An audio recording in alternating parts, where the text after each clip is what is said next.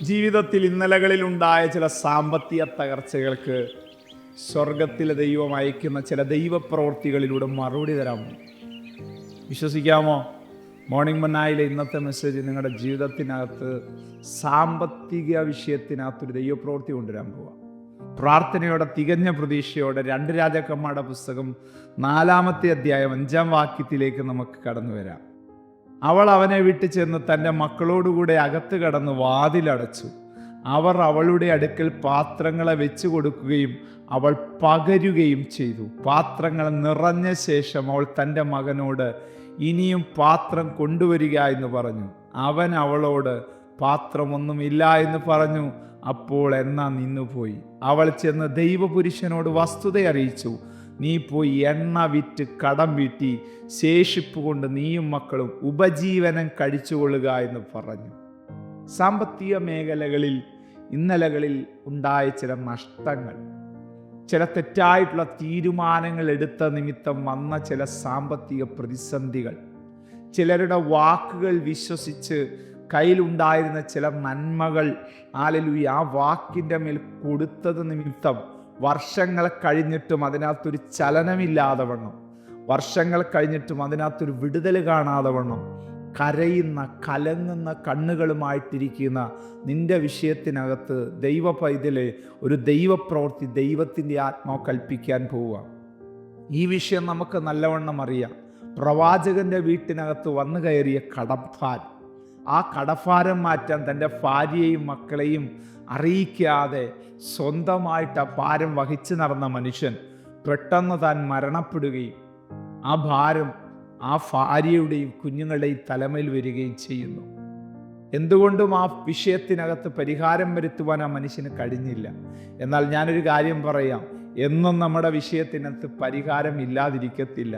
നമ്മൾ ദൈവമക്കളാകിയാലും സർവകൃപാലുവായ ദൈവം നമ്മുടെ പിതാവാകിയാലും അവൻ്റെ ചില നിധികൾ, അവൻ ചില കരുതി വച്ചിരിക്കുന്ന ചില ശ്രേഷ്ഠകരമായ നന്മകൾ നമ്മളെ തേടി വരും. വിശ്വസിക്കാമോ?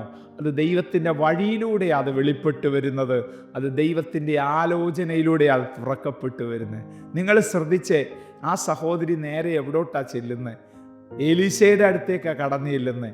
എന്തുകൊണ്ടാണ് എലീശയുടെ അടുത്തോട്ട് അവർ കടന്നു പോകുന്നത്? അവിടുന്ന് എന്തെങ്കിലും കിട്ടുമെന്നുള്ളൊരു പ്രതീക്ഷയില്ല. ഇവിടെയാണ് നമ്മുടെ പ്രശ്നം കിടക്കുന്നത്. മനുഷ്യരിൽ ഞാൻ നിങ്ങൾ ഒരിക്കലും ആശ്രയിക്കരുത്. ഞാൻ എന്തിനാ ഇത് പറയുന്നതെന്ന് വെച്ചാൽ, നിങ്ങളിപ്പോൾ ആശ്രയിക്കുന്ന ചില മനുഷ്യരുമായിട്ടുള്ള ആ ഒരു ആശ്രയം അവരുമായിട്ടുള്ള ബന്ധം വിടാനല്ല, അവരെ ആ പൈസ കാര്യങ്ങളിൽ ആശ്രയിക്കുന്നത് അതങ്ങ് വിടാമോ? ഈ വചനത്തിലൂടെ ഞാൻ നിങ്ങളോട് പറയുന്നത്, അതിൻ്റെ റൂട്ടിനെ ദൈവം തൊടും. ആ വിഷയത്തെ ദൈവം തൊട്ടിട്ട് നിങ്ങളുടെ ഭവനത്തിനകത്ത് നിന്നൊരു ദൈവികമായ റിസോഴ്സസ്, ഒരു ദൈവപ്രവർത്തി കർത്താവ് തുറന്നു തരാനിടയായിത്തീരും.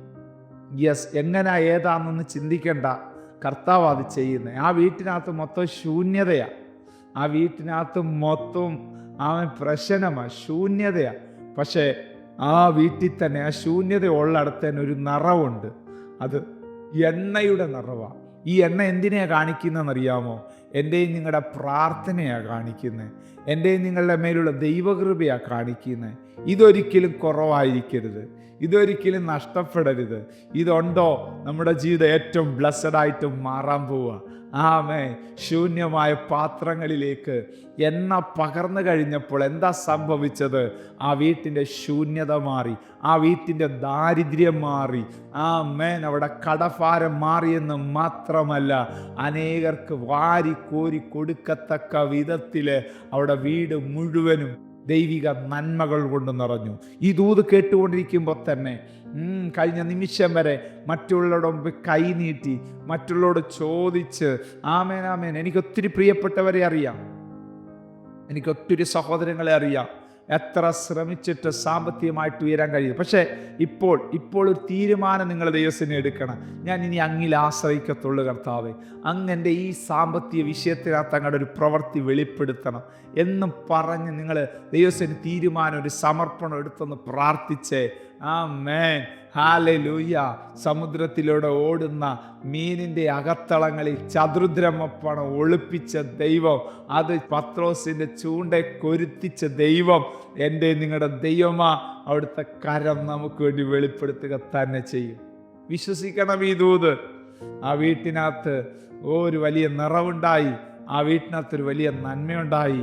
അത് ജീവിതകാലം മുഴുവൻ ശേഷിപ്പുകൊണ്ട് ഒരു ഉപജീവനം, ഒരു നന്മയായിട്ട്, ഒരു ദൈവപ്രവൃത്തിയായിട്ട് അത് മാറിയെങ്കിൽ ഇനി അത് സംഭവിക്കും.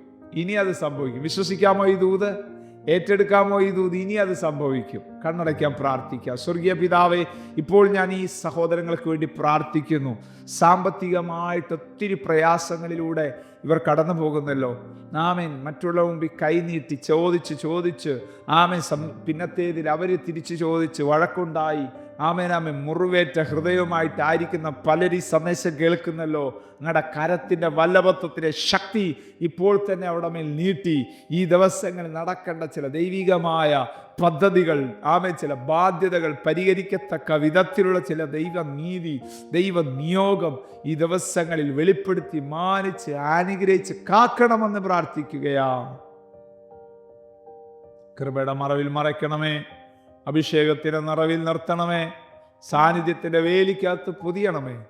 മഹത്വം, ബഹുമാനം, പുകഴ്ചയും അങ്ങേക്ക് യേശു ക്രിസ്തുവിൻ നാമത്തിൽ തന്നെ. ആമേൻ.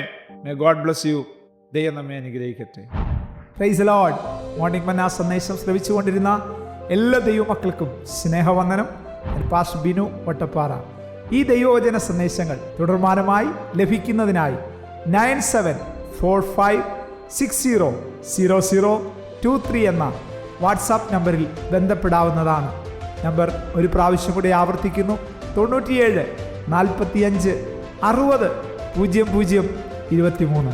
ദൈവം നമ്മേവരെയും അനുഗ്രഹിക്കട്ടെ. God bless U.